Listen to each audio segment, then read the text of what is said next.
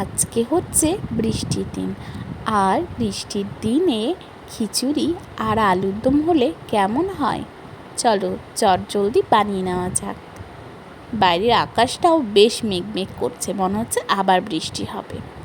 সব সবজি কেটে নিয়ে আমি এদিকে সবজিগুলো ভালো করে ভেজে নিয়েছি, আর চাল ডাল ভালো করে ফুটতে দিয়েছি। ফুটে গেলেই সবজিগুলো দিয়ে ভালো করে নাড়িয়ে নুড়িয়ে লবণ, হলুদ, তেল, মশলা, ফোড়ন যাবতীয় যা লাগে খিচুড়িতে সেগুলোই দিয়ে দেব। আর এদিকে আমি খিচুড়ির সাথে আজকে মনে হলো একটু পটল ভাজা করব, তাই পটল ভাজা করে নিয়েছিলাম, আর সাথে ছিল আলুর দম, ডিমের অমলেটও ছিল।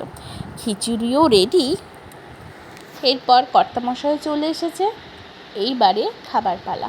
পটল ভাজা সকালের ছিল, ভেন্ডি ভাজা সেটাও নিয়ে নিলাম, সাথে একটা ডিম ভাজা, আর এদিকে খিচুড়ি। এই যে পাতলা পাতলা খিচুড়িটা দেখছেন, এটা আমার একদমই প্রিয় না। আমার প্রিয় খিচুড়িটা একটু গাঢ় ঘন হবে, আর বরমশাই এটা পছন্দ করে। ভাবলাম এবার বরমশাইয়ের পছন্দে খিচুড়িটা বানানো যাক।